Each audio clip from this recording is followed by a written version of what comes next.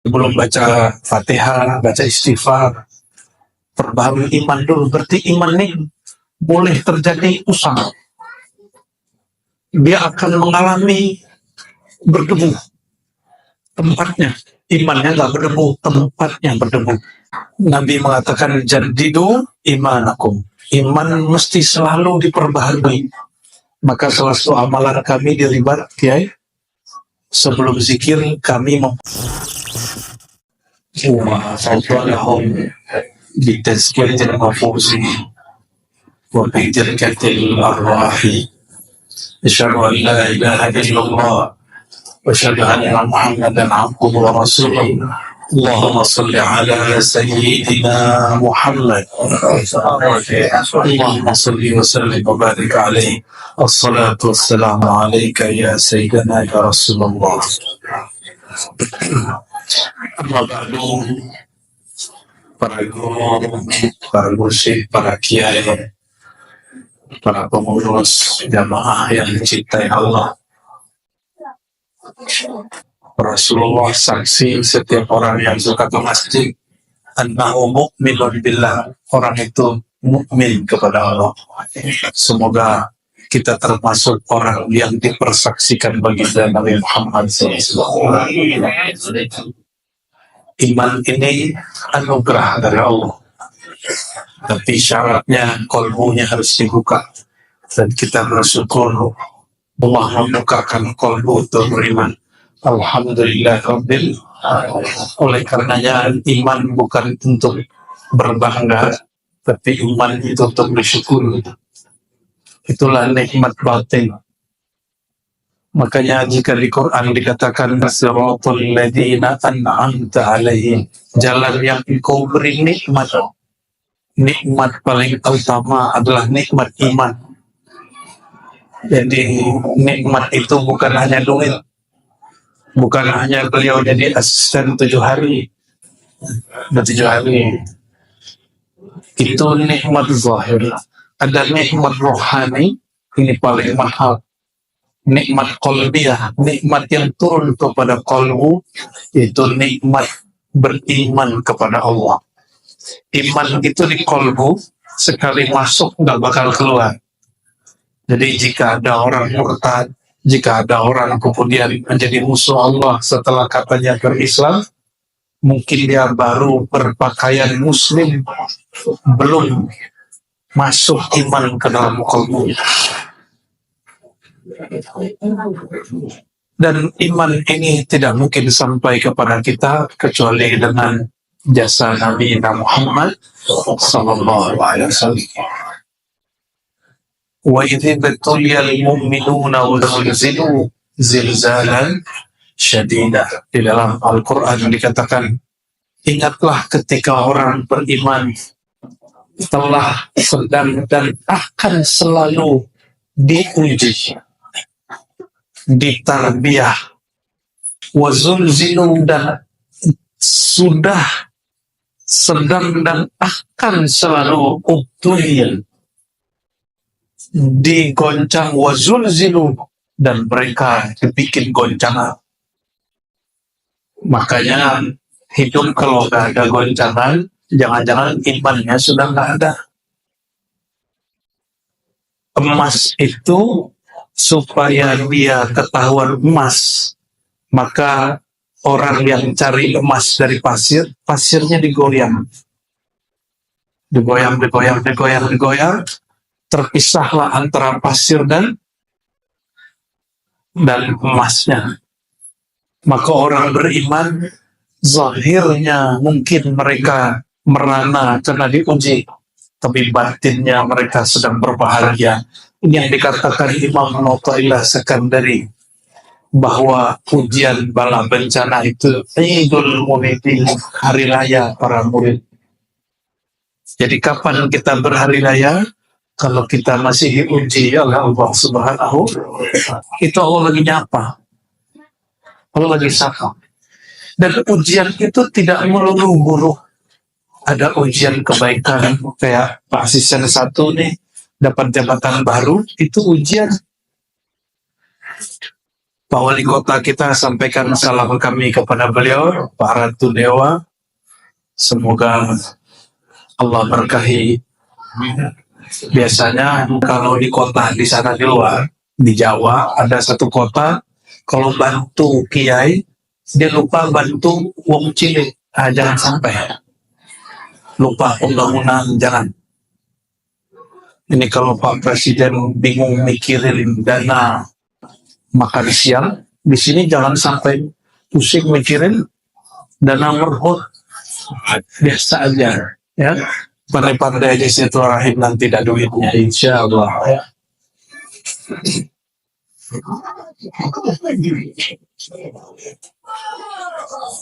Sebagai tanda syukur kita kepada Allah, kita kirimkan salawat cinta, salawat rindu kepada Sayyidina Muhammad sallallahu alaihi wasallam. Beliau mengatakan asyadun nas bala'an al-anbiya fal-amsal fal-amsal. Hadis sahih. Orang yang paling banyak diterpa, diuji oleh Allah, para nabi, lalu pewaris para nabi, lalu pengikut para nabi. Tadi ujiannya ada dua, ada baik, ada buruk. Itu cuma cek aja. Di saat diberi nikmat, dia pandangkah yang maha memberi nikmat adalah Allah. Di saat nikmat dicabut, dia masih bertuhankan kepada Allah. Iman kalau benar masuk di kolbu, sama aja. Dia mau senang, susah, imannya gak hilang. Mau senang, susah, imannya gak hilang. Kenapa? Imannya sudah di dalam. Sholatnya banyak, sholatnya dikit, imannya sama. Karena iman itu tidak bertambah, tidak berkurang. Yang bertambah cabangnya, yang berkurang cabangnya. Jadi jika ada ungkapan iman naik turun, itu cabang-cabang iman. Ya, maka Sayyidina Ali karramallahu wajhah mengatakan, jika iman sudah masuk ke dalam diri, dia tidak bertambah, tidak berkurang. Kalau dia bertambah bid'ah, kalau berkurang zindik. Yang begitu aja. Ya, semoga semua yang hadir Allah betul-betul tancapkan iman di dalam diri. Amin ya rabbal alamin. Ya, kita perbarui imannya, baca syahadat. Asyhadu an la ilaha illallah wa asyhadu anna Muhammadar Rasulullah. Ya Allah, kami perbaharui persaksian kami, iman kami, bahwa tiada yang berhak disembah, tiada yang maha menguasai diri kami kecuali Engkau semata. Dan kami bersaksi kekasih Engkau Sayyidina Muhammad SAW adalah Rasul dan hamba Engkau sallallahu alaihi wasallam Muhammad. Nabi mengatakan jaddidu imanakum. Iman mesti selalu diperbaharui.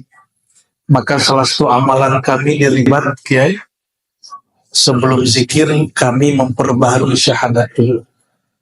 Sebelum baca Fatihah, baca istighfar, perbaharui iman dulu. Berarti iman ini boleh terjadi usang. Dia akan mengalami berdebu tempatnya. Imannya nggak berdebu, tempatnya berdebu. Yang bernama kolbu atau jiwa. Sesuai dengan usulan tema dari pengurus, ini siapa yang bikin tema ini? Temanya serius amat ini. Apa? Penyucian diri. Berat kali. Menyucikan hati. Situ punya hatinya loh. Sehingga perlu dicuci. Nyaman nggak tidur di kasur kotor? Nyaman. Nyaman nggak masuk mobil, naik motor, duduk di kursi yang ada kotoran udah? Nggak nyaman. Nyaman nggak makan, lalar berkeliaran terbang di piring kita, nyaman nggak? Itulah kondisi orang yang membiarkan hatinya tidak dibersihkan. Bersihin piring tiap hari atau sekali doang seumur hidup? Ya, habis itu makan, dibersihin lagi atau biarkan udah kemarin. Kok nggak dibersihin piringnya? Kan udah kemarin gitu ya. Itulah kebanyakan orang awam menganggap saya sudah zikir Pak. Kok hati nggak tenang? Karena zikirnya sudah. Saya sudah haji, sudah sholat. Ya kalau sudah, ya sudah. Kalau ruh, dia tidak pernah kotor. Ruh itu hanya terhijab, terhalang. Yang kotor itu kolbu, kotorannya disebut penyakit, kemudian jiwa, nafs. Maka Allah berfirman, na'udzubillahi minasyaitonir rajim, Allah bersumpah dengan jiwa, wa nafsin wa ma sawwaha, surat Asy-Syams. Dan Allah bersumpah demi jiwa. Dalam ilmu akidah tidak diperkenankan bersumpah kecuali dengan Allah. Tapi Allah sendiri boleh bersumpah dengan selain dirinya, karena tiadalah selain dirinya kecuali hanya pancaran dan pantulan nama dan sifatnya. Maka demi jiwa yang ada zuhur tajalli Allah, nama Allah, sifat Allah padanya. Itu kata Syekh Abdul Qadir Jilani dalam tafsirnya. Jadi ketika Allah bersumpah, wa nafsi wa ma sawwaha, demi jiwa yang mana Allah bertajalli, berzahir dengan nama dan sifatnya pada si jiwa. Jiwa yang mana? Jiwa yang pertama. Ya ayyuhallazina amanu taqullaha, ya ayyuhallazina amanu taqu rabbakum, ya wahai orang beriman, takut kepada Tuhanmu yang menciptakan kamu dari mana? Min nafsin wahidah, jiwa yang pertama. Kalau ahli hadis menganggap jiwa pertama itu Nabi Adam. Tapi kalau orang belajar ilmu tauhid, ilmu ma'rifat, jiwa pertama itu Sayyidina Muhammad sallallahu alaihi wasallam. An-nafs al-wahidah. Jiwa pertama itu Sayyidina Muhammad sallallahu alaihi wasallam. Kita dikirimin video sama orang, nggak ada tuh Nur Muhammad, nggak ada. Ya sudah. Kalau nggak ada, kalau nggak ada menurut dia, bukan berarti nggak ada yang sebenarnya. Karena dia memahami nur itu cahaya ini. Bukan. Ini nur fisik. Bukan nur itu.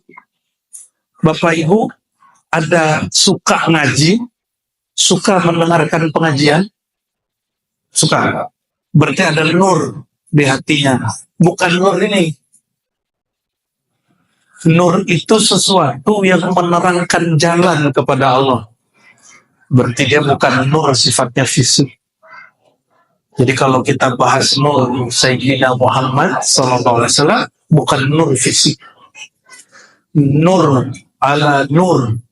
Nur yang bukan nur ini. Ini nur fisik. Wa nafsin wa ma sawwaha, demi jiwa, wa ma sawwaha, dan demi apa yang Allah telah sempurnakan padanya jiwa. Kapan jiwa sempurna? Apa yang membuat jiwa kita lebih sempurna dari malaikat sehingga Allah perintahkan malaikat sujud kepada kakek kita Nabi Adam? Perhatiin Bapak Ibu, lebih mulia Nabi Adam apa Nabi Muhammad SAW?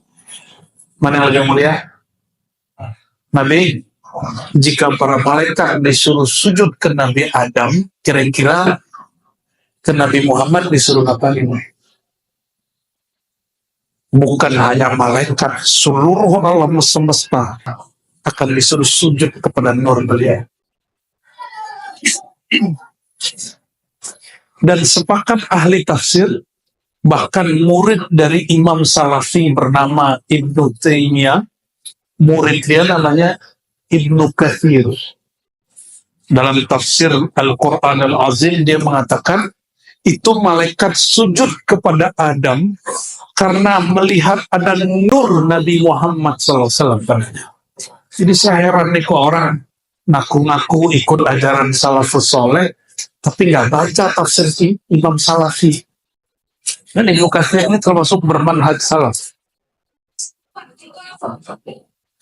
Asbab ada nur itu pada dirinya, malaikat sujud. Kira-kira ama yang punya nur itu kita ngapain? Itulah asbabnya kenapa Sayyidina Abu Bakar tidak berani menatap Sayyidina Muhammad SAW. Nggak, apalagi jalan-jalan di muka depannya nggak berani. Itu asbabnya Sayyidina Utsman malu jika jumpa Nabi.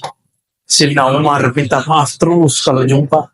Sayyidina Ali lah satu-satunya orang yang berani berdialog tiktokan sama Nabi Muhammad SAW. Karena beliau mengatakan, aku sumber ilmu, Ali lah pintunya. Kalau pintunya nggak bisa dengan ngobrol, gimana ceritanya? Ya. Wa nafsi wa ma sawaha, demi jiwa yang mana Allah simpan rahasia nama, rahasia sifat pada dirinya, lalu jiwa itu sawaha, disempurnakan dengan ditiupkan ruh jiwa kepada tubuh. Jadi sawaha bahasa Arabnya taswiyah. Taswiyah itu Allah ratakan, Allah sempurnakan dari ruh kita, jiwa kita yang pertama, kemudian masuk ke tubuh ini, tapi bukan menempati, dia tidak di luar, dia tidak di dalam, dia rahasia Allah semata-mata. Itu namanya jiwa rohani. Jiwa rohani yang kita sebut roh. Yang kita sebut apa?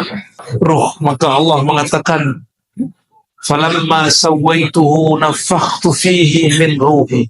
Tatkala aku telah sempurnakan tubuhnya manusia insan dari tanah, dari unsur api, air, udara, aku hembuskan ke dalamnya rohku, bukan zatku. Berarti kan, bukan zatku, tapi rohku. Rohku artinya hembusan aku, bukan zat aku. Yang mengartikan zat aku, dia sedang membayangkan zat pindah ke tubuh. Itu ajaran menyimpang. Kalau nggak mau disebut sesat, disebut menyimpang. Kata orang, janganlah ngaji-ngaji tasawuf nanti sesat. Ya kalau nggak punya mursyid ya sesat. Nggak punya silsilah sanad ya sesat. Tapi kalau bersanad, bermursyid, berguru, insya Allah tidak sesat. Ini jaminan dari Imam Abu Yazid. Man la syaikha lahu fa syaikhuhu syaitan. Orang tidak punya syekh mursyid, maka mursyidnya syaitan. Na'udzubillah tsumma na'udzubillah. Kebanyakan yang komentar nggak punya mursyid. Jadi yang komentar itu setan. Na'udzubillah tsumma na'udzubillah. Bukan dia yang komentar, cuma lidahnya dipinjam syaitan. Jika tubuh ini dari alam bawah, tanah, air, tutup Pak, ini Pak, tutup. Biarin anak-anak kita main, ya. Jangan usah, biarin. Tutup lagi. Bahasa Arabnya disebut al-alam as-sufla, alam rendah. Tubuh ini dari tanah, air, udara, api. Itu disebut alam rendah. Alam apa? Sedangkan ruh itu disebut dari alam tinggi. Al-Ulyah. Maka ketika digabung, itu namanya taswiyah. Apa sebutannya? Taswiyah. Ketika ruh itu dihembus, namanya nafkhiyah. Ketika tubuh dicipta, namanya khalqiyah. Jika kemudian digabung, itu namanya insan. Kita ini hasilnya. Makanya yang bikin anak bukan bapak ibu. Bapak ibu cuma melakukan hubungan kasih sayang.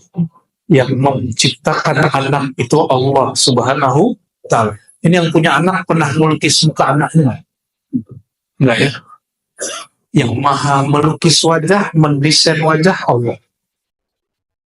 Gak bisa request kelamin anak, gak bisa. Suka-suka Allah Subhanahu wa Ta'ala. Jadi ibu-ibu, mohon maaf Bu ya, jangan terlalu bangga bisa hamil. Ya, ini anakku, gitu. Ya. Tapi yang bekerja di situ bukan ibu-ibu. Tahu-tahu udah jadi 3 bulan, tahu-tahu udah 6 bulan gitu. Ibu pernah request ya Bu? Nah, jangan tenang-tenang, ditendang, itu sebenarnya gak ada. Ya begitulah.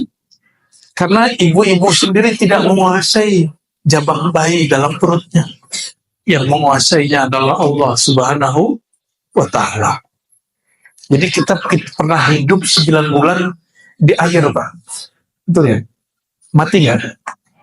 Nggak mati. Jadi Bapak ini kalau dicemburin ke air, tahu cara napasnya nggak mati. Pak. Insya Allah. Wa nafsi wa ma sawaha. Ayat berikutnya, fa alhamaha fujuraha wa taqwaha. Lalu Allah mengajari jiwa. Alhama, ilham artinya Allah mengajari jiwa. Maka al-mu'allim al-hakiki adalah Allah SWT. Guru hakikat sebenarnya Allah Subhanahu fa'alhamaha fujuraha wa taqwaha. Fujur dan takwa ini, wahai jiwa, namanya buruk, ini namanya jelek. Jadi mohon maaf, ini berdebatlah antara Ahlus Sunnah dengan Mu'tazilah. Tapi perdebatannya nggak selesai. Kata orang Mu'tazilah, akal sanggup menentukan baik buruk. Kata Ahlus Sunnah, yang baik itu yang disebut syariat baik, yang buruk itu yang disebut syariat buruk. Tapi ini perdebatannya nggak selesai. Mu'tazilah punya dalil, ini ayatnya. Ahlus Sunnah punya dalil tentang syariat.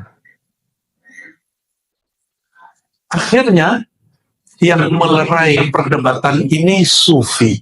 Ada Mu'tazilah namanya Ibnu Masarrah. Siapa namanya? Orang Eropa, Spanyol. Dia diusir dari kampungnya karena dia berakidah Mu'tazilah yang tadi, yang bilang akal sanggup menentukan baik buruk. Dia berhaji waktu di Mekah, jumpa cucu daripada Imam At-Tustari. Namanya Abdullah Al-Hafidh At-Tustari. Mengajarkan kepadanya, nggak begitu debatnya. Dua-dua kalian Ahlus Sunnah dan Mu'tazilah ini ada benarnya, ada kurang pasnya. Maka beliau sampaikan hadis ketiga, istafti qalbak. Bukankah Rasulullah pernah memberikan panduan, minta fatwalah kepada qalbumu. Itu kepada siapa? Kepada jiwa yang sudah diajar Allah sedari awal. Ini baik, ini buruk.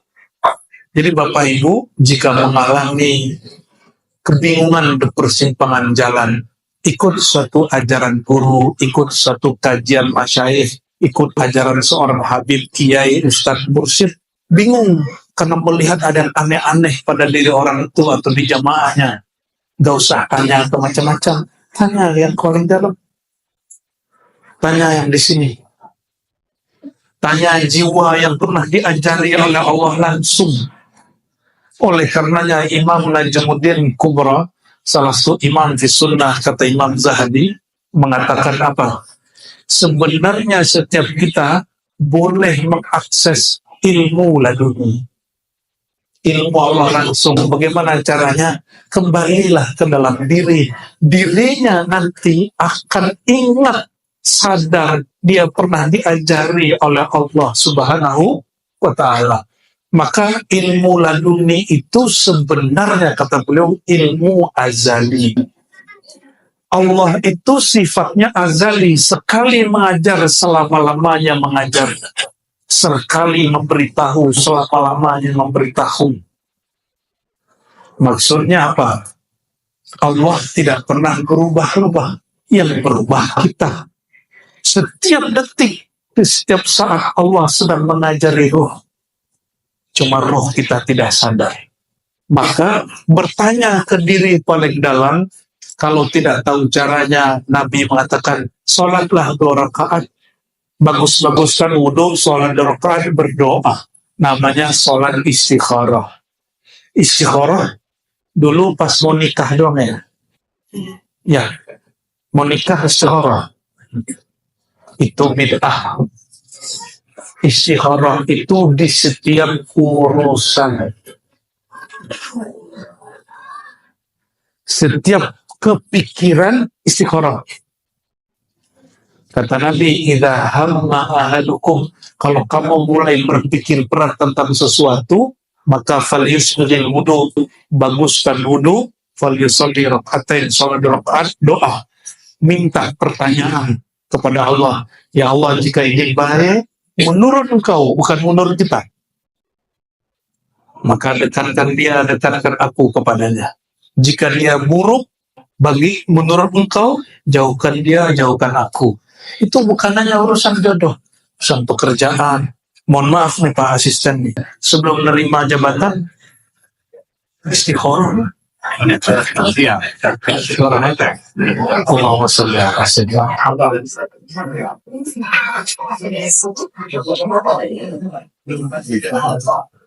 Lalu kata Imam At-Tustari Al-Hafidh ini, lebih kurang ajarannya sedikit. Untuk masalah hukum syariat, baik buruk sesuai dengan wahyu Allah. Tapi di luar bab syariat, baik buruk, dirimu terdalam yang tahu. Dirimu yang terdalam, diri yang sebenar, dirilah yang tahu. Ya, bisa jadi baik menurut kawan kita, tidak baik menurut kita. Bapak Ibu, kita ini bekerja atau eksis hidup, punya kerjaan, punya status, itu karena ingin eksis terlihat oleh makhluk, ingin menyenangkan orang sekitar, atau supaya keren terlihat orang, atau ingin cari bahagia. Banyak orang merusak dirinya karena ingin terlihat indah depan orang. Maka saya sampaikan kepada yang melakukan operasi ini, operasi itu, kembalilah ke dirimu yang sebenarnya. Yang tahu enak gak enak itu kan badan kita. Terlihat cantik oleh orang, tapi badan kita kesakitan, kecanduan obat penghilang rasa sakit. Untuk apa? Oleh karenanya, hidup karena ingin mencari perhatian makhluk, itu hidup paling sengsara. Jadi kalau ditanya, man asyqan nas, siapakah orang yang paling sengsara? Jawabannya orang yang cari perhatian makhluk. Oleh karenanya juga Bapak Ibu, jangan bentar-bentar pasang status. Ya, WA ada, Facebook ada, Instagram ada, apalagi TikTok ada. Jadi sehari per jam harus ganti status 4 kali. WA sudah, Instagram lagi, TikTok lagi, Masya Allah. Sibuk ingin terlihat keren oleh orang, haus kepada like. Ini ya, pilih ini apa ini? Cuma ingin di-like orang, disuka orang. Nauzubillah, semanau, termasuk mohon maaf Pak pengurusnya, berkhidmat saja. Mau jamaah senang nggak senang, emang semua orang senang nggak bakal. Kan nggak digaji juga, santai aja ya. Kalau ada orang protes, udah kamu aja yang buat. Kita sama-sama khidmat. Fastabiqul khairat. Fa'alhamaha fujuraha wa taqwaha. Banyak orang salah faham, dikira Allah lah pengilham baik buruk. Bukan begitu terjemahannya. Allah mengajarkan jiwa, hai jiwa, ini namanya baik, ini namanya buruk. Bukan baik buruk dari Allah, bukan begitu. Fa'alhamaha, maka dia mengilhamkan, mengajarkan jiwa. mana yang fujur, mana yang takwa. Jangan diterjemahkan, maka dialah yang menjadikan jiwa baik dan buruk. Itu tidak benar. Itu terjemahan sesat. Ya. Lalu ayat berikut, فَأَلْهَمَهَا فُجُورَهَا وَتَقْوَاهَا أَفْلَحَ مَنْ sungguh beruntung, sukses, bahagia man zakkaha yang mentazkiyah, membersihkan jiwa dari sifat-sifat buruk bawaan tubuh dari alam bawah. Ya, sifat buruk tanah, sifat buruk air, sifat buruk api, sifat buruk udara, itu ada pada hewan ternak, ada pada hewan buas. Jika dia hewan ternak, dia mendahulukan syahwat. Jika dia hewan buas, dia mendahulukan emosi. Jadi kalau hidupnya marah terus, itu emosi. Orang emosi, apapun kata kita salah. Ini jadi mas ini, abang-abang ini, kalau istri di rumah lagi emosi, gak usah dijawab-jawabin. Tunggu aja agar dikit baru dijawab. Karena apapun Bapak jawab, salah aja. Salah aja, Pak. Ya.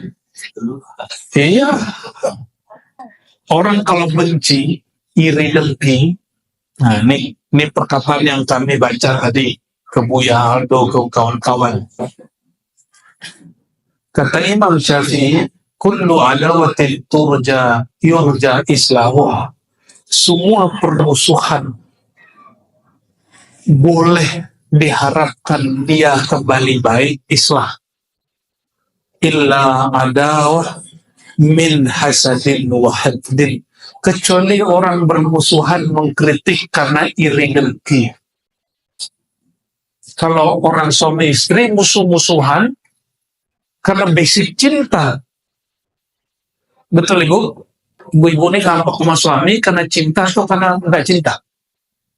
Suami ini jalan lirik-lirik yang lain terus ikut gitu ya. Benar.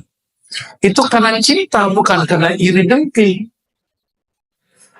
Saya berkali-kali sampaikan, ini pesan Imam Ghazali dalam kitab Ihya.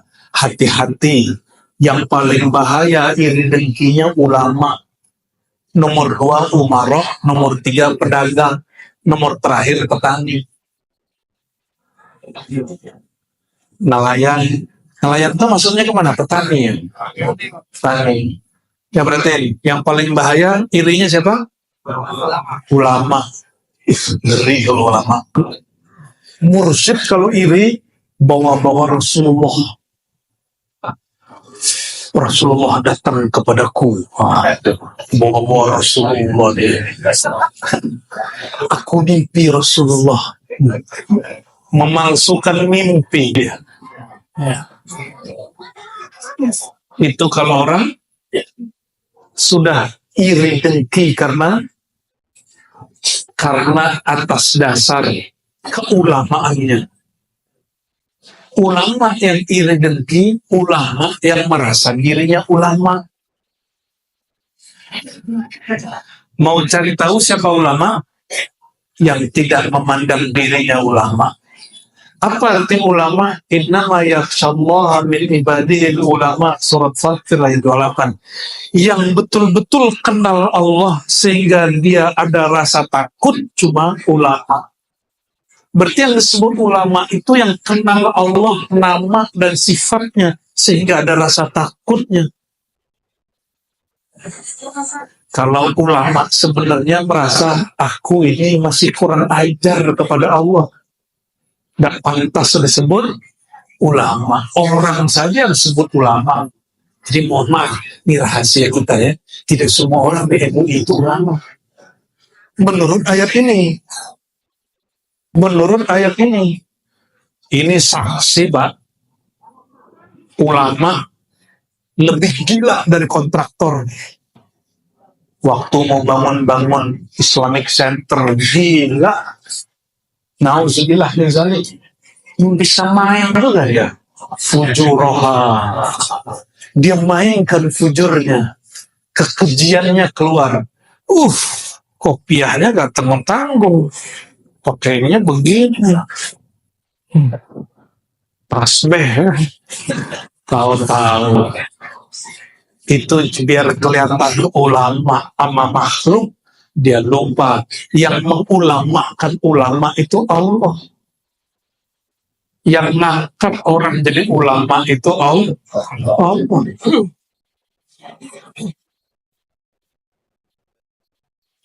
Masih ingat Barsiso? Barsiso itu diangkat jadi kiai oleh makhluk, Allah nggak angkat dia. Maka dia ibadah 500 tahun, lalu terjebak maksiat. Kata syaitan waktu dia sedang disalib, apa kata syaitan? Hei Barsiso, kamu nggak malu ahli ibadah 500 tahun punya keramat nggak tanggung-tanggung, digantung. Besok kalau ketahuan sama jamaahmu gimana? Kalau ketahuan orang sekampung gimana? Malulah Barsiso.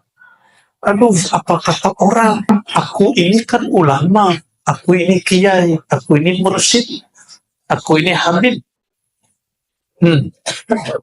Akhirnya syaitan datang kepadanya, mengatakan, hei Barsiso, maukah kamu selamat? Orang-orang tidak tahu kamu maksiat. Namamu harum. Kata Barsiso, siap.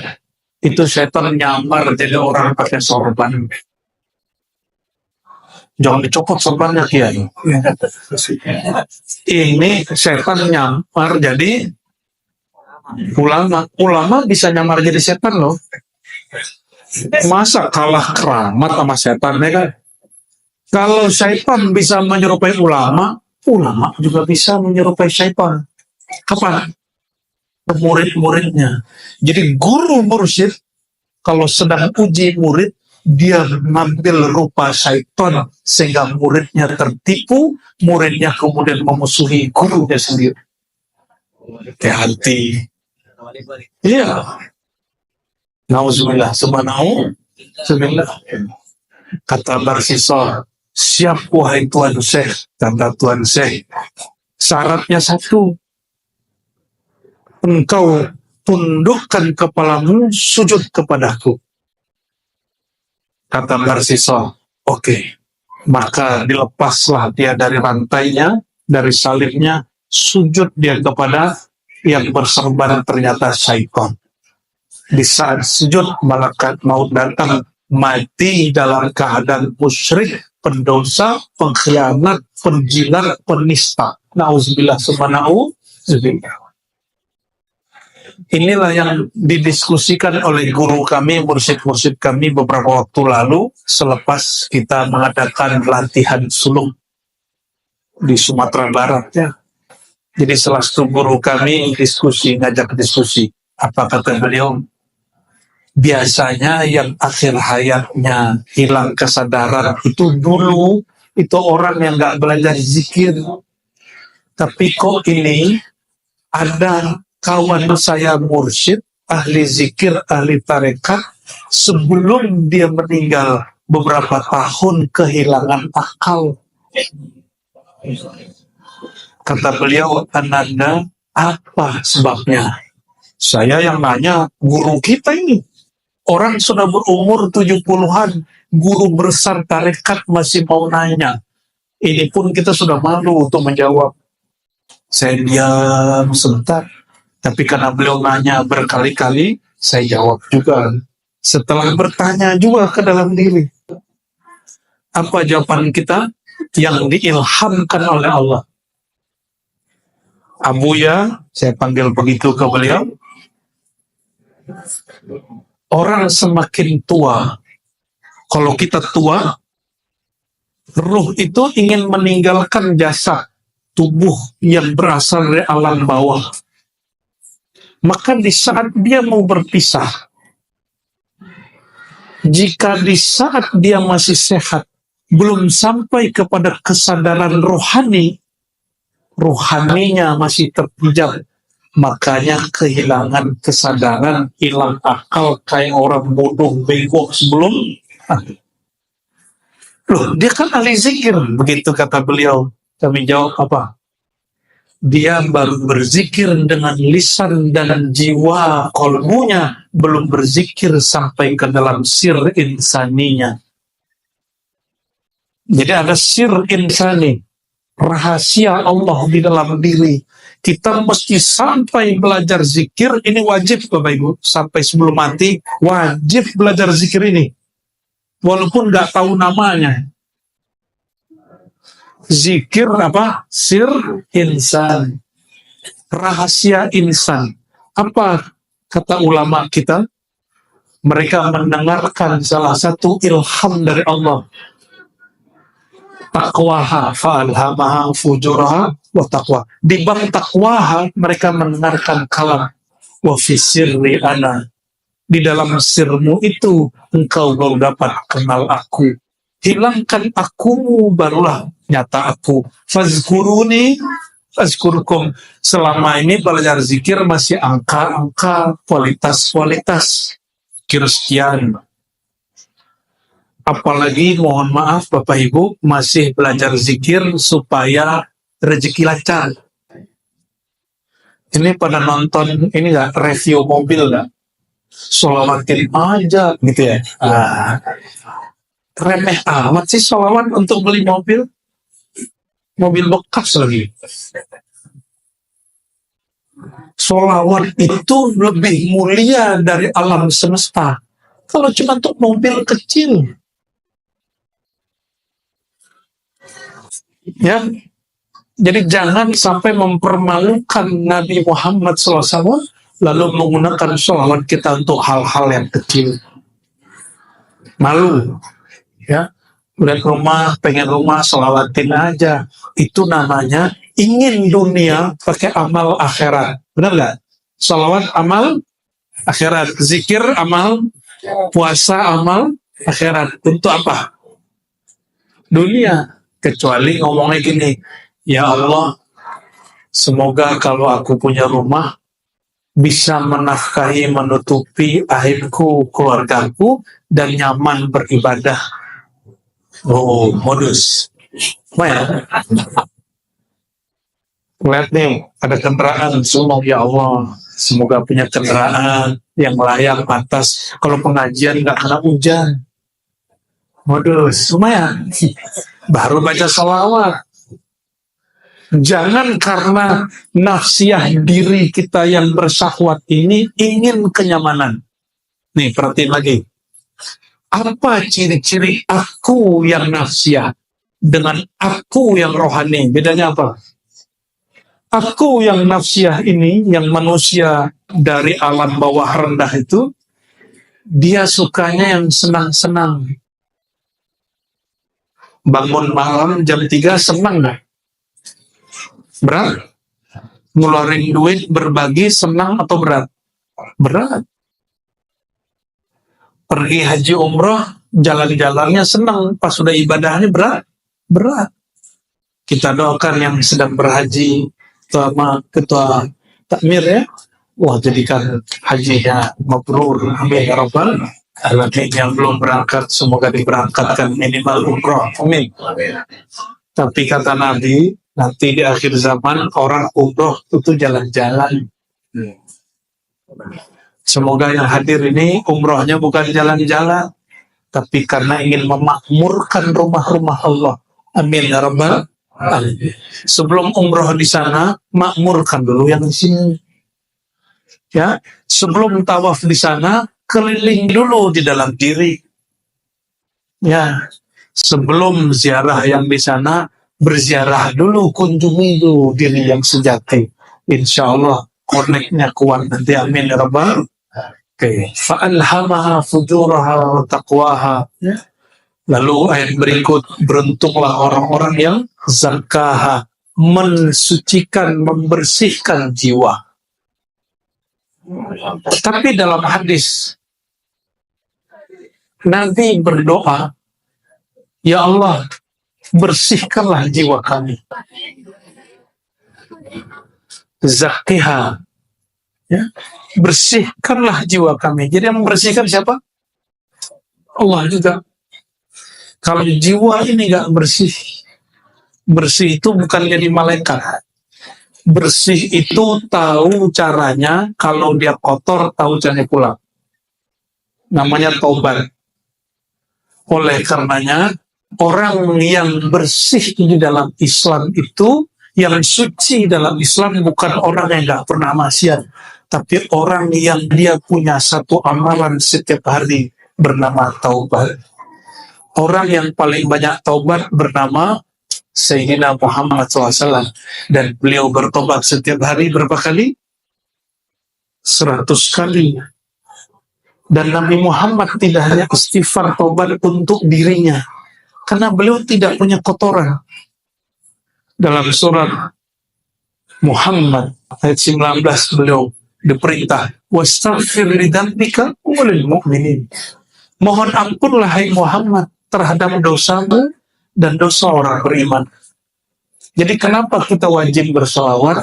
Solawat itu nanti akan membawa istighfarnya Nabi buat kita. Jadi Bapak Ibu ini kalau nggak punya solawat, itu istighfarnya nggak sempurna.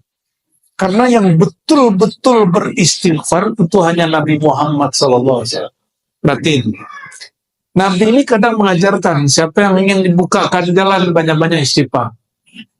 Tapi orang hari ini membawa hadis ini untuk kepentingan dunia. Ustadz ini cinta dunia apa cinta Allah sih? Kok urusan dunia pakai jalan akhirat? Itu kan salah jalan. Itu yang disebut sesat rohani. MUI gak usah ngurusin fatwa-fatwa aneh-aneh. Yang begini diurusin. Orang pakai amal akhirat untuk keperluan dunia. Itu harus diurus. Bikin fatwa mulu. Fatwanya menjelekkan saudara kita sendiri. Hal yang begini nih masalah ini. Mesti diluruskan. Bagi saya itu sesat. Orang ingin dunia pakai media akhirat, itu bahaya. Yang bicara bahwa ini bahaya itu wali Allah Al-Ghaus Abul Hasan Asy-Syadzili, Syekh Abdul Qadir Jilani, Syekh Muhammad Abdul Karim Sammani. Itu mereka sepakat mengatakan, kamu punya hasrat duniawi, terus untuk mencapainya pakai amal dunia, awal ukhrawi, amal akhirat. Takun abghadal ibad ilallah. Kamu menjadi hamba yang paling dibenci oleh Allah Subhanahu wa taala. Zahirmu sujud kepadanya, tapi batin menginginkan selainnya. Badannya tawaf di Ka'bah, dalam hatinya ya Allah proyek, ya Allah proyek, ya Allah proyek, ya Allah. Apalagi musim-musim sebelum kampanye kan, badannya di Ka'bah, berkeliling di seputar Ka'bah, tapi hatinya berkeliling di hasrat duniawi. Ya, apa? Kongsi. Suara rakyat. Suara. Caleng. Begitu hari ini. Duit. Karena ada hadisnya. Antara umroh dan umroh dihilangkan kefakiran. Jadi orang ini umroh bukan karena ingin memakmurkan Allah, tapi supaya nggak miskin. Ini perhatikan ya. Bedakan tujuan dengan manfaat. Ini kalau di kampus-kampus, harusnya ilmu orang kampus jangan berhenti di kampus. Mesti kita, apa istilahnya dia? Membumikan ilmu kampus pesantren ke masyarakat. Jadi mohon maaf para kiai, kenapa Al-Fakir berani membawakan kajian-kajian ini di masyarakat umum? Karena saya berpikir Bapak Ibu ini awal penciptaan kita sama semua, benar nggak? Bapak punya ruh, saya punya ruh. Bapak punya jiwa, saya punya jiwa. Kita sama-sama dari tanah. Mungkin Bapak tanah konflik, saya bukan. Tanah sengketa. Tanah abang. Karena semua orang sama, Yang berbeda cuma inteleknya. Jika bahasa yang di kampus, yang di pesantren dialihkan sedikit ke bahasa awam, itu akan dapat dipahami dengan baik. Maka mau seberat apapun kajian kami, insya Allah Bapak Ibu faham. Karena saya kan nanya dulu ke dalam sini. Baru diterjemahkan keluar. Nggak pakai bahasa kampus kita. Nah di kampus itu ada namanya maqasid syariah. Syariat ini tujuannya apa? Di dalam ilmu fikih, setiap kali ibadah kita mulai dengan usolli nawaitu. Itu adalah penetapan maqasid, maksud. Setiap niat pasti belakangnya ada lillahi nawaitu sauma ghadin an adai fardi syahri ramadhana lillahi usalli fardal maghribi salasa rakaatin ma'muman lillahi. Belum orang bicara fikih maqasidi, ulama mazhab Syafi'i sudah mengajarkan bahwa melafazkan niat meluruskan maksud bagian dari sunnah walaupun tidak sunnah yang eksplisit.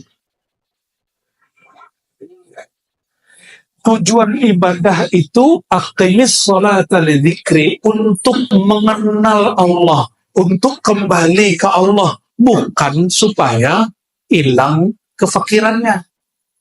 Sholawat supaya beli rumah, beli mobil, bukan itu. Itu sesat itu.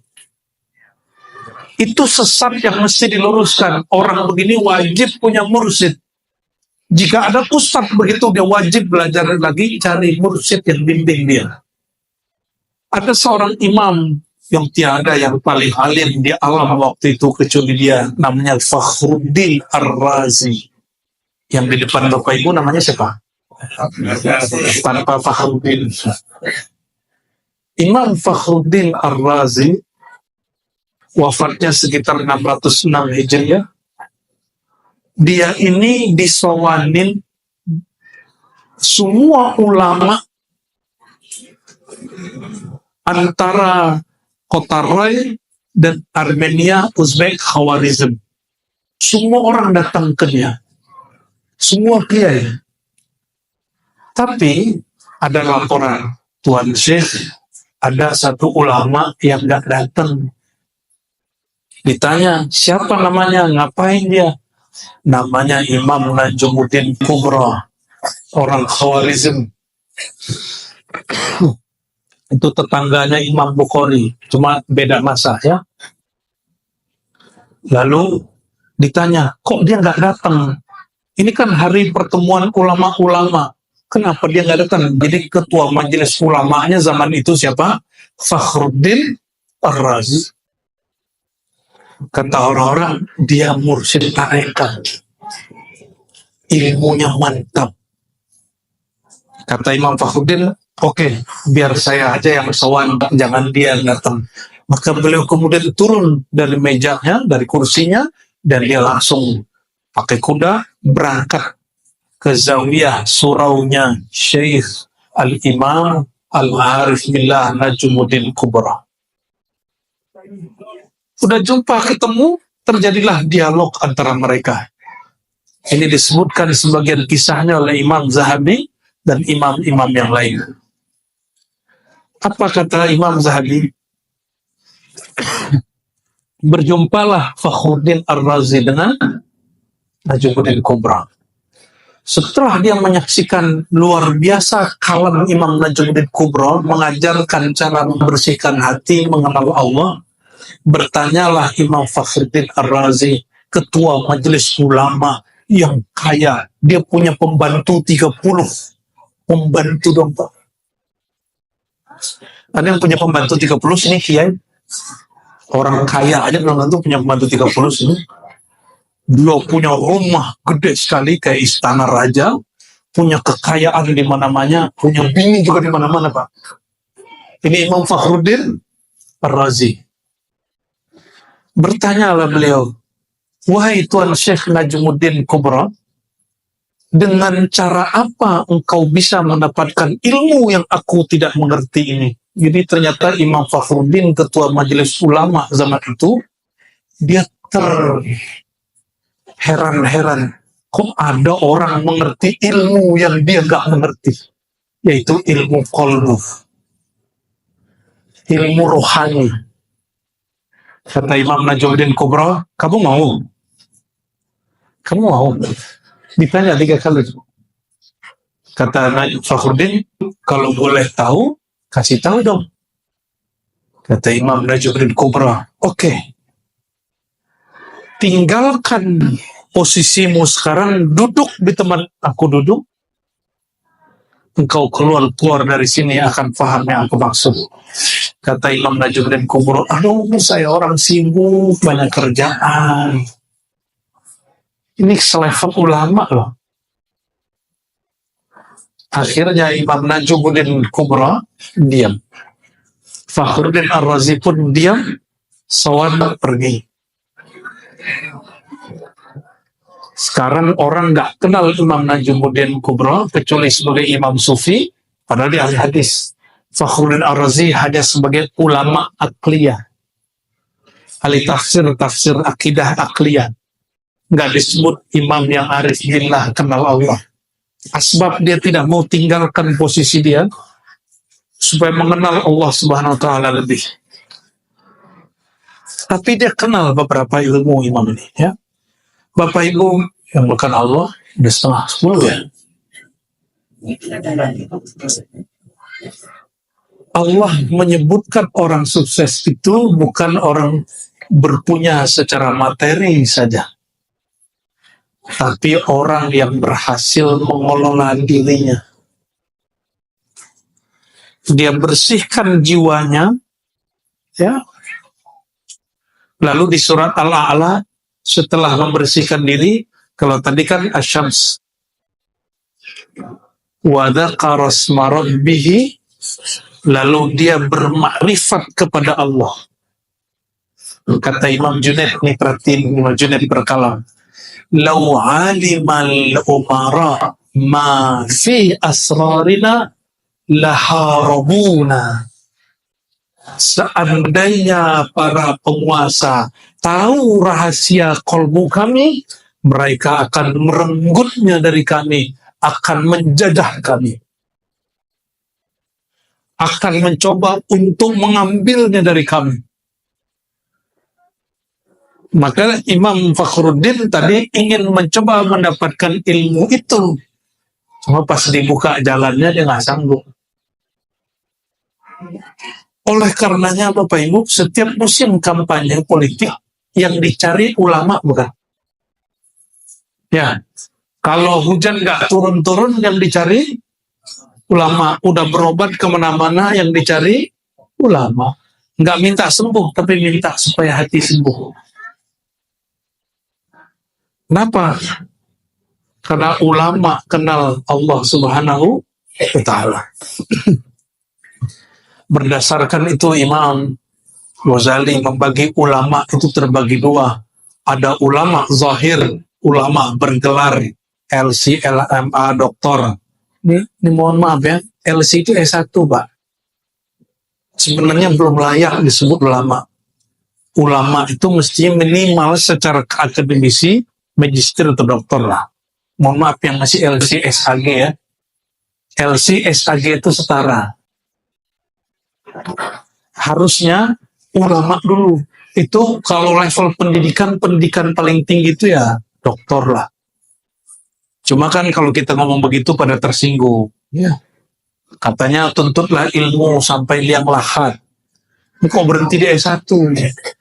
Orang S1 gurunya baru dikit. Kalau S2 gurunya banyak. S3 gurunya lebih banyak lagi.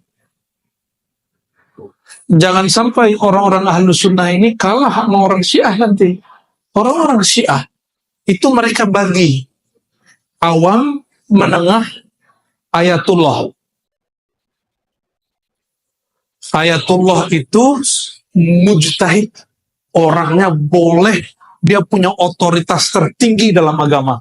Sampai hari ini mereka masih bergerak. Yang boleh berfatwa cuma yang dapat gelar ayatullah.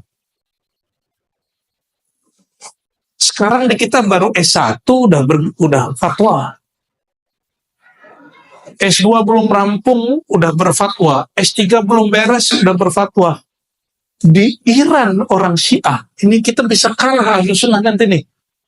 Katanya Ahlussunnah lebih benar dari Syiah, tapi manhaj kita sudah gak benar. Meskipun nih kita nih benar, kalau manhaj kita, sistem berpikir kita gak benar, kita akan kalah. Kita akan kalah, Bapak Ibu. Bagi mereka, orang dan dokter, kalau nggak mengikuti sistem pengajian sampai bergelar ayatullah, nggak boleh fatwa. Di kita, bebas. Makanya Indonesia ini negara yang bebas-bebas semua. Mau jadi kiai bebas, mau jadi koruptor bebas. Ya, betul nggak? Kiai jadi politisi boleh, politisi jadi kiai boleh. Kita menyaksikan itu, politisi jadi ustadz, ustadz jadi politisi.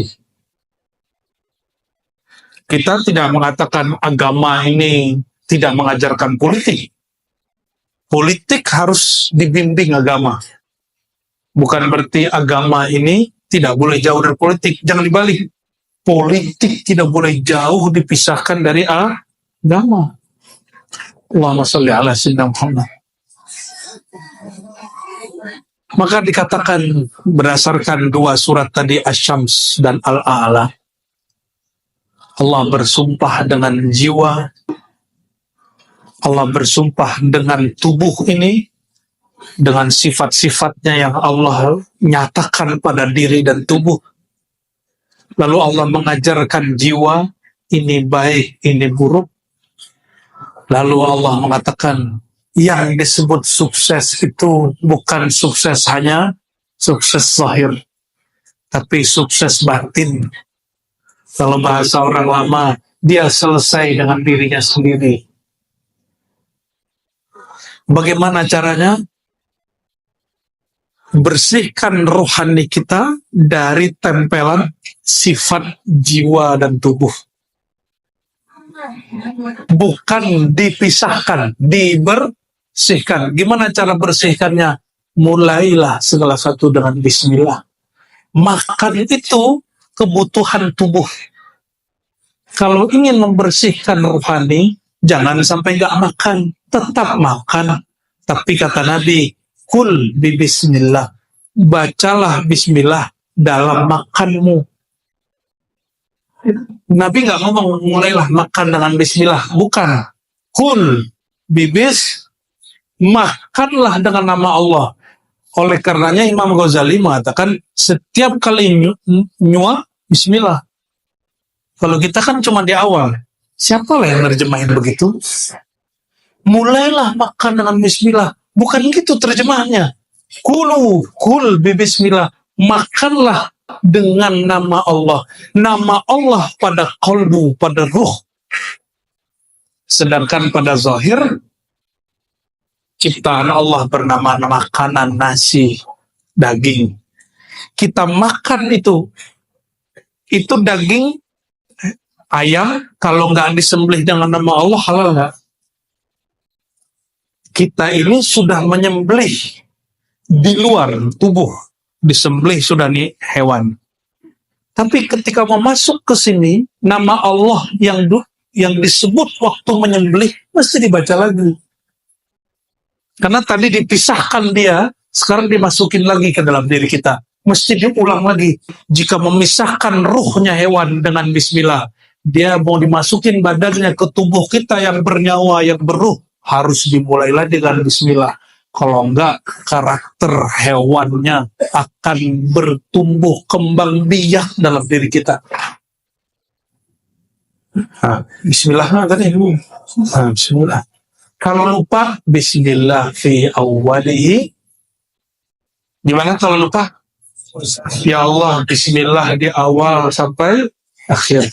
Termasuk kalau lagi bikin anak, Pak. Coba bismillah. Hah? Coba bismillah, lupa ya. Hei, bapak-bapak. Kalau syahwatnya syahwat binatang yang digoda oleh syaitan, sebut a'udzubillah.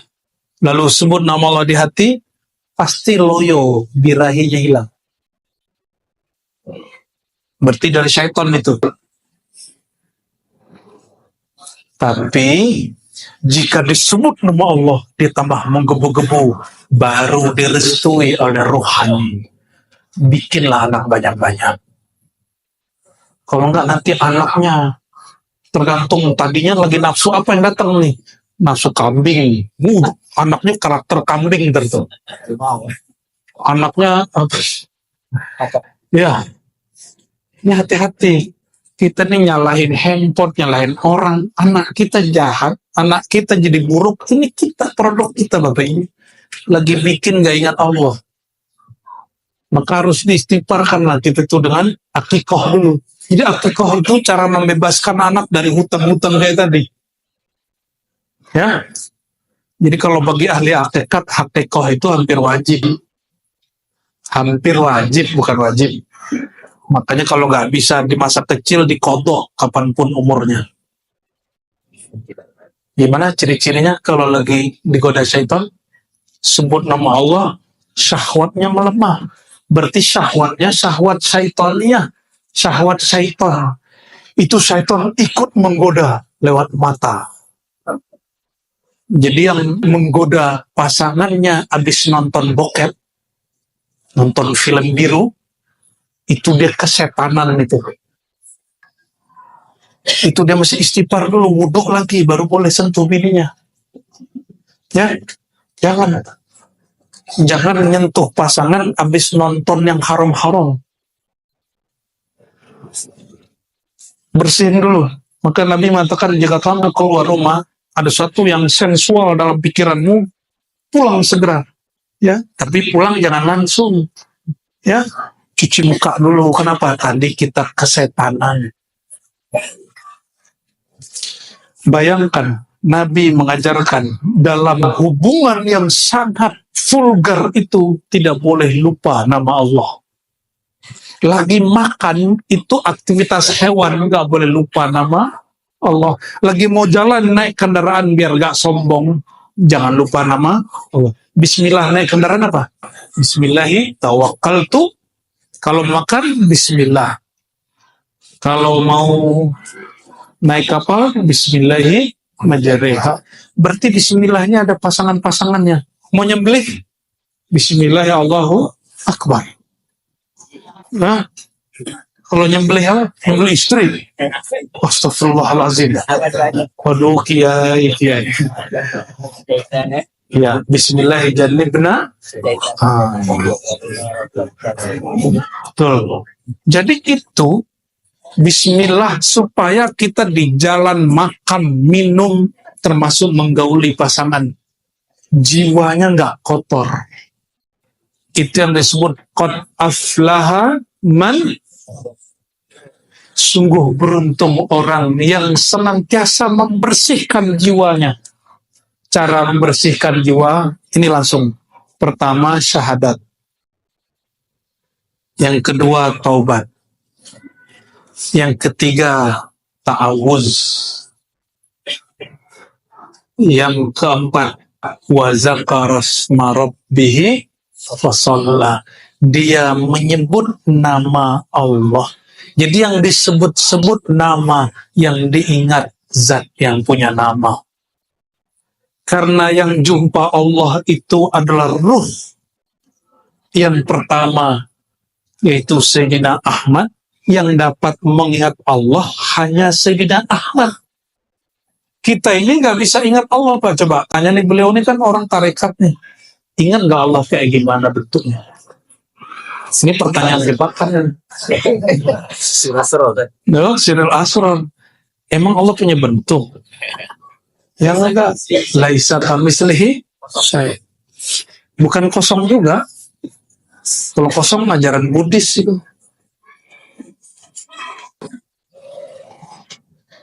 Jadi yang pernah jumpa Allah siapa? Jumpa Ahad hanya Ahmad. Yang jumpa Allah hanya Muhammad sallallahu alaihi wasallam. Karena kita tidak mungkin langsung jumpa, kita harus menumpang di kapalnya. Kita harus numpang di syariatnya Jadi kalau ada orang bilang langsung aja ke Allah, kan yang ngomong begitu dua kelompok. Satu orang ngaku-ngaku bertasawuf ahli hakikat, satu kawan kita salafi. Sama ini dosisnya hampir sama nih. Gak usah tawasul, langsung aja ke Allah. Ini teman kita salafi. Benar ente kalau udah sampai di sono. Jadi ajaran salafi itu ajaran hakikat. Ya, jadi kita ini kalau mau baik-baikan sama Wahabi salafi bilang, bro, ya akhi, ajaran ente ini ajaran hakikat. Di kita tuh level tinggi. Cuma kalau mau ke sono, tangganya lumayan. Kan dia bilang gak boleh tawasul kan? Langsung aja ke Allah. Boleh, gak apa-apa. Kalau sudah tahu jalannya. Orang ke kiai aja sulit jumpa. Ketemu presiden aja banyak protokolnya. Apalagi yang mempunyai alam semesta ini. Ya. Masuk ke diri aja banyak pintu-pintunya. Gimana masuk ke Allah? Gak ada orang yang bisa sanggup masuk ke Allah. Karena Allah tidak dapat dimasuki. Dia lebih dekat. Lebih dekat dari diri kita sendiri. Ya.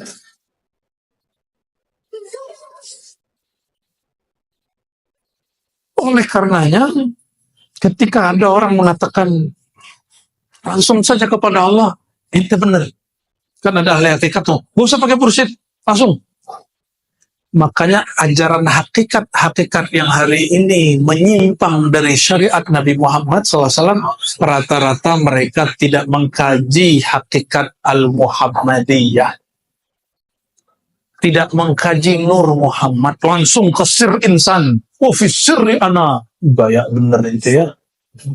Kayak bisa langsung ya. Iya, sampai ente gitu. Jadi kita wajib menumpang pada kapal kolbu Sayyidina Muhammad sallallahu alaihi wasallam.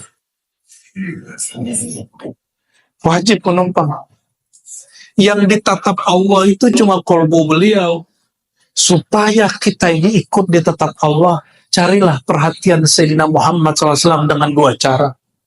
Maka penulis kitab Martabat 7, ya, At-Tufah Ar-Mursalah, Al-Iman Al-Burhanpuri beliau mengatakan, kalau ingin engkau sampai di makam itu dua saja. Ini oleh-oleh pada malam ini. Pertama, ittiba'u sunadil Mustafa Muhammad SAW kamila. Mengikuti sunnah Nabi semuanya. Mulai dari bangun tidur sampai tidur kembali. Mulai dari yang zahir sampai yang batin. Jangan zahirnya aja, batin juga. Ya. Celana udah gak jingkrang, tapi hatinya masih sombong. Kan jingkrang gak jingkrang bukan itu intinya. Intinya adalah jiwamu, pikiranmu menganggap dirimu lebih baik dari orang. Ini teman-teman kita yang sudah jingkrang jangan diejek, Pak. Itu udah bagus level 1. Tinggal dia motong kesombongan dirinya. Sebagaimana dia sudah potong celananya. Kita apresiasi teman-teman jingkrang itu ya. Tapi pikiran otaknya jangan jingkrang. Sombongnya yang dijingkrangkan. Ya. Maka berburu jangan hanya satu jalur. Banyak jalur.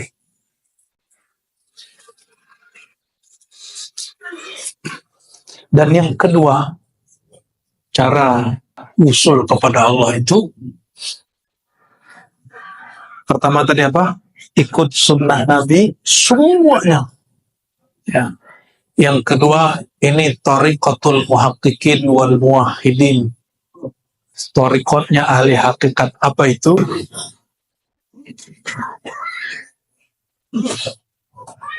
Tariqatul mahabbah. Cinta. In kuntum tuhibbunallah fattabi'uni. Ini ruhnya mengikut. Kalau ikut sunnah akan terasa berat. Ini obat penghilang berat ikut ajaran Nabi Muhammad. Ruhul ittiba kalau saya sebut. Yang pertama ittiba, ngikut sunnah. Kalau yang kedua ruh ittiba, yaitu mahabbah. Dan mahabbah yang berarti cinta, maharnya cuma satu. Engkau berkorban untuk mengenalnya. Engkau hancurkan keakuanmu untuk mengenal keakuannya. Menghancurkan diri itu yang disebut dengan menfanakan diri. Fanakan diri, kenalilah dia. Gimana caranya? mulai belajar tentang rahasia nama Allah, rahasia sifat Allah, ya. Di kajian-kajian nama Al-Asmaul Husna, sifat 20, mesti dihidupkan kembali. Nama-nama Rasulullah itu mesti dihidupkan kembali. Hanya itu cara usul. Barulah nanti nama kita, wajah kita disertakan di dalam daftar penumpang kapal bernama syariat Nabi Muhammad Sallallahu Alaihi Wasallam. Semoga Allah meridhoi kita yang hadir malam ini. Mohon maaf jika terlalu menggurui. Mohon maaf nggak dapat salaman semua. Ya, semoga malam ini Allah hantarkan kalbu kita kehadirannya. Amin ya rabbal alamin ya rahib Nabi sallallahu alaihi wasallam wa ila sadatina al-awliya wal anbiya wal mujahidin wasyuhada. Al-Fatihah. Na'udzu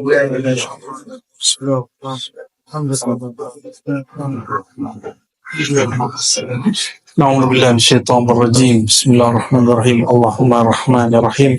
Shalli ala sayyidina Muhammad arhamil khalqika. Ya Allah, sampaikan salam ridho kami, cinta kami kepada Sayyidina Muhammad. Ya Sayyidana, ya Rasulullah, ya Abul Arwah. Wahai baginda Rasulullah, wahai ayahanda rohani kami, terimalah kami menjadi pengikut engkau. Terimalah kami menjadi anak-anak rohani engkau. Allahumma ya Allah baligh salamana wa tahiyyatana ilaihi.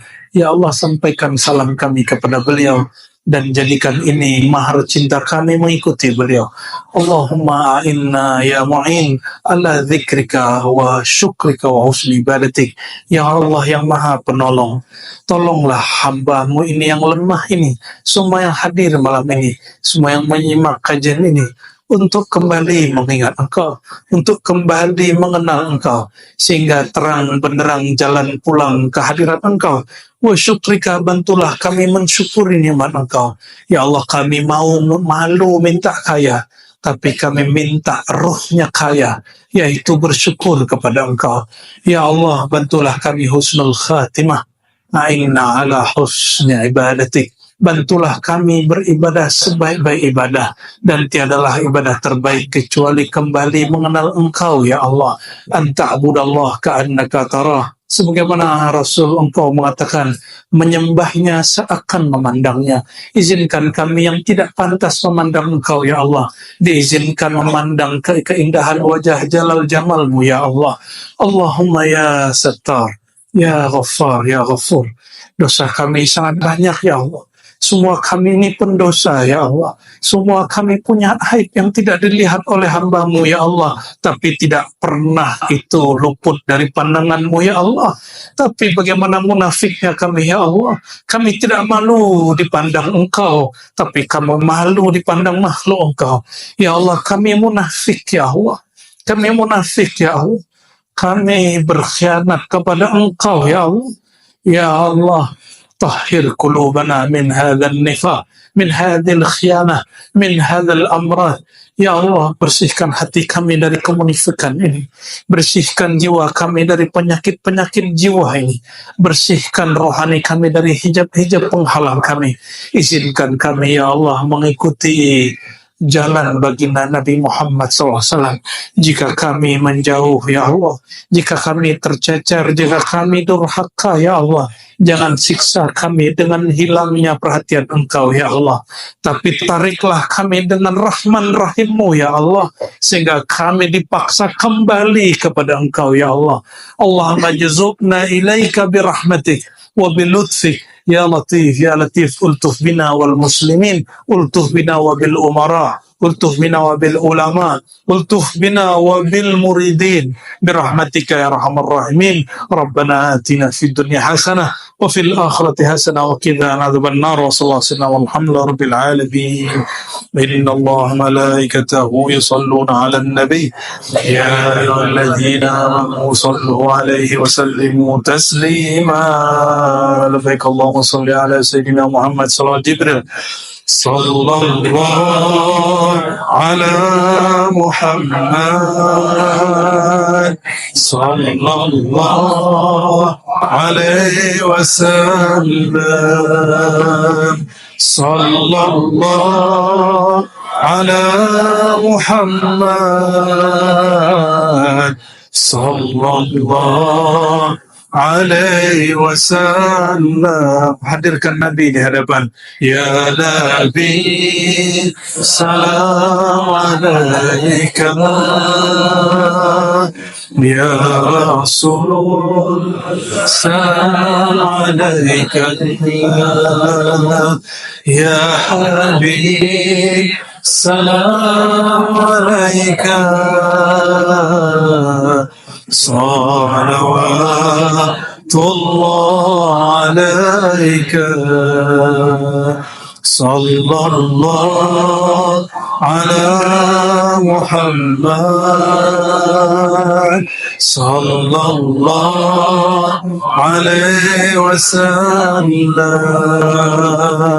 صلى الله على محمد صلى الله عليه وسلم. الفاتحة.